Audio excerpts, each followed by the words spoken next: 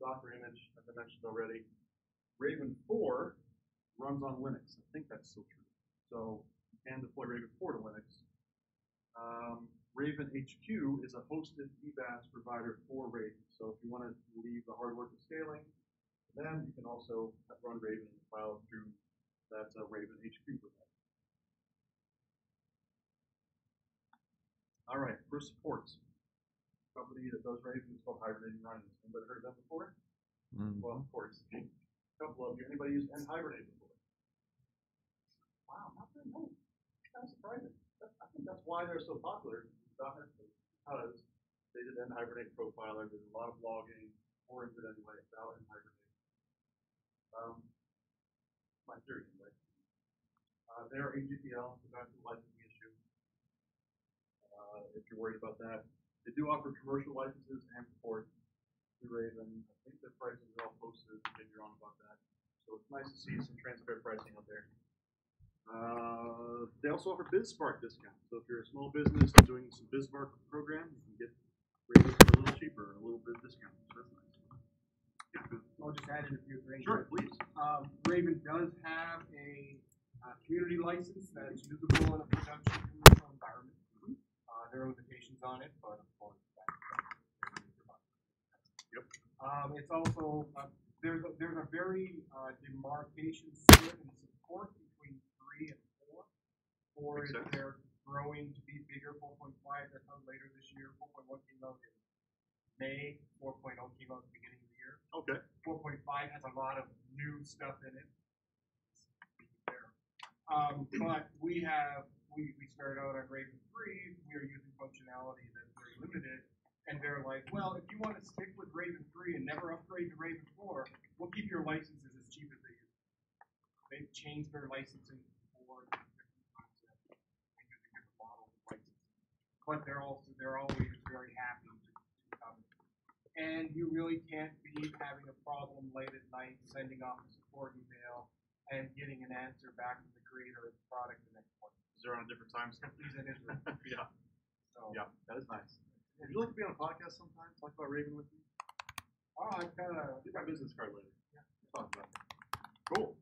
It's good to have someone who knows talking about more than me in the room. That's good.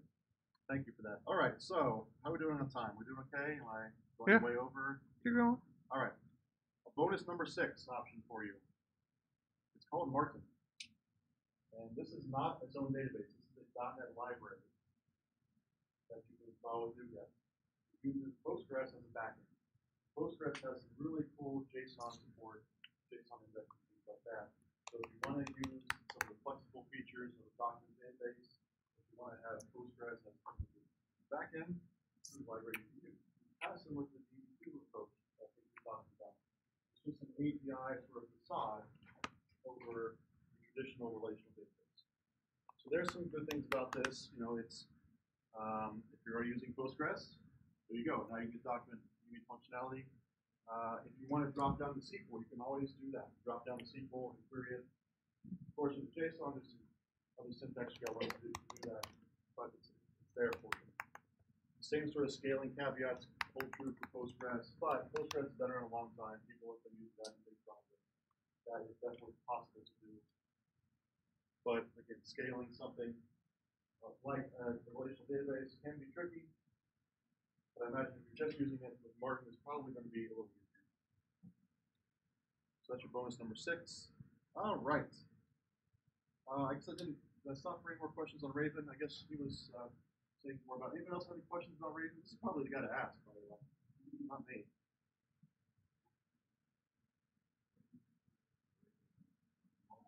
So the application we needed it for was a very simple document. We had multiple documents coming in. We needed to be able to provide a store. We're very Microsoft in-house, and the facility in SQL Server for document database is not used by anybody in the commercial world apparently. You couldn't find any use cases, any use stories anywhere on their, I don't remember what it's called. But there's a way into your document. You you can store JSON if that's what you need. Well, no, there's a storage for actual documents. What we have Or here like are PDFs, things like that. PDFs and things that are big blobs. So you're storing binary blobs in Raven. It's a specific type. I don't know. It turns out that nobody uses it. It's been in there since 2012, and they've revised it a couple times, and there's nobody that big that uses it.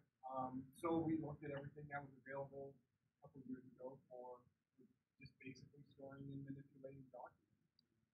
And we heavily use it Hibernate, and we have a good relationship with so it made sense to take a look at it, and it turned out that the Raven file system that we use more than usually know. Raven FS is an extension 3.0 is basically a database enabled file system. And that was perfect for what we wanted. We didn't want to use it with a Microsoft file system. That leads to horrible things. So someone had a question earlier about what not to use Couchbase for. And I was going to remind you of something here. If you want to store binaries, Couchbase is not the database for you. Documents are limited to, I think, 20 meg. We recommend you don't store binary information with PDFs. So you store binary in Couchbase. That being said, some of our customers do it anyway, despite what we tell them. So typically, what we recommend is you store metadata in Couchbase and store the file somewhere else. Like a Raven FS would be a good choice, or S3 or whatever. So that's another one. Thank you for that. All right, I'm going to wrap up here. Take your time. Because this is the big question that's on everybody's mind, I'm sure. Which one should I use? What do you think the next slide is going to be? Access. Oh, you're on one. Yes, use Access. Forget all what I said today. Excel. Excel. Going back to flat files. CSV. No, the next slide is going to be, it depends. I just have more questions for you. So just a starting point. This is just the start of your journey. Are you doing anything with mobile? If so, you might want to look at some of the stuff Couchbase is doing with Couchbase Mobile and Sync Gateway. CouchDB also does some really good synchronization stuff with mobile applications. Are you doing an application that's going to be very query heavy? Yeah, we do that. Lots of different types of queries. Look at Couchbase because we have Nickel, SQL for JSON. Consider Cosmos. They have a budding SQL language. Raven is using Link, and Martin is just using Postgres. Are you worried about cost and licensing? You just have a small project, you want to just get a small instance started. Mongo, CouchDB are both free as a beer, and they have pretty big communities that you can use to leverage to help you with that. So that's like a free option for you. If you are ops or DevOps proficient, unlike me, you're probably going to be fine with Mongo, CouchDB, or Raven before version 4. If you get that to work in the scaling, it should be no problem for you. If you are an ops dunce like me, maybe a cloud-based solution like Cosmos is the way to go, or MongoDB Atlas, or Couchbase. It's not entirely cloud-based yet, but it's relatively easy to do that. If you're just doing like a hobby or side project, get a free version of Mongo or CouchDB. Download the free version of Couchbase Community. Try it out. I implore you to do that. If you're trying to build a resume, that's your only goal, to go with the popular one. That's not a good technical reason at all, but that's what people are hiring for, right? The most popular ones. If you're looking at speed, maybe Raven is the best choice, although I'd like to see version 4, see if that's I don't win swag. If you're looking for transactions, so I don't use swag. we're not about transactions early on. The thing with transactions is that it's definitely a relational database concept because you're normalizing data, you're splitting it up between tables, between rows. So you need those transactional guarantees to operate on that data as atomic units. The document database, all the ones I've mentioned here so far, typically will often make a normalization or denormalization choice to combine that data into one document instead of multiple rows and tables. The need for transactions, if you can follow your data that way, is much, much less. That being said, it would be nice to have it just in case you need it. I think everyone would agree with that, right? So we're seeing some transactions coming to Mongo, available in Cosmos, available in Raven. So look at those if you really, really are worried about transactions. But make sure you go through the exercise and figure out if you really do need them for your use case. It's Security. Just be careful with security. I mean, these guys, some headlines recently. It's not. I'm not going to blame them for it. Just people not reading documentation, not paying attention. Just be careful. Make sure that you know what you're deploying, what you're exposing to the internet, what you're doing.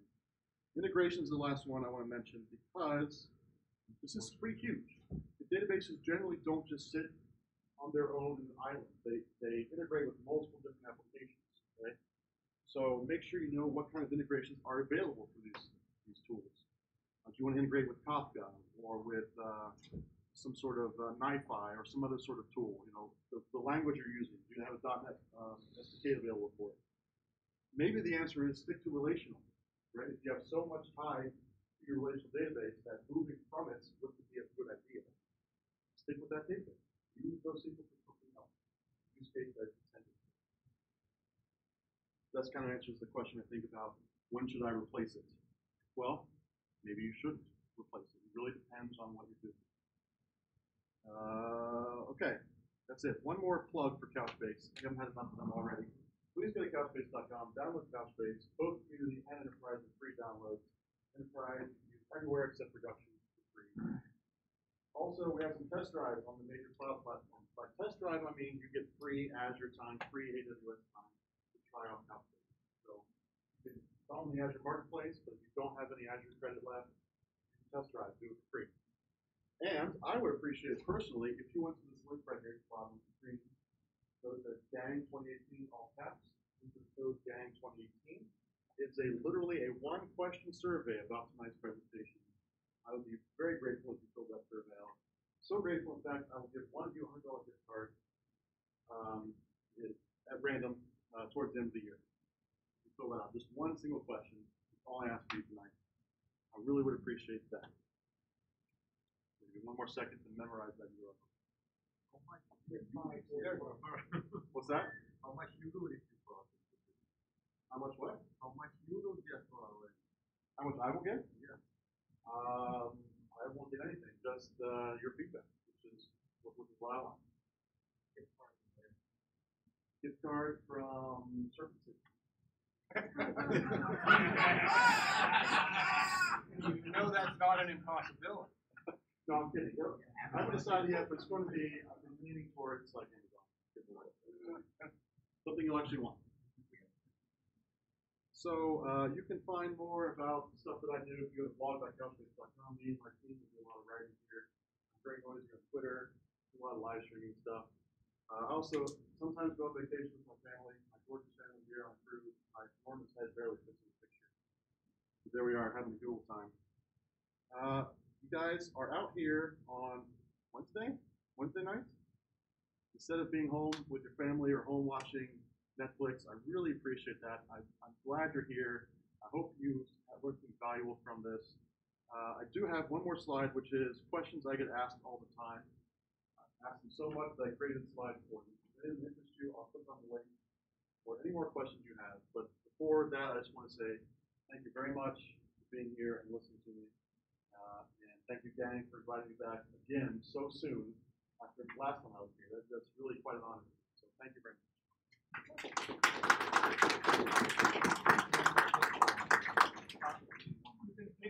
Oh, we need another ticket? What's that? There's no link to the third one. Anybody missing a ticket for swag? 6'6", no.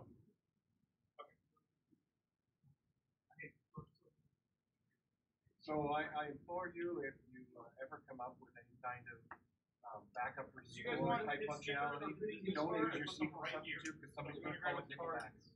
right there. Guy right there, guy right there. Everybody yell goodbye to the stream. Bye,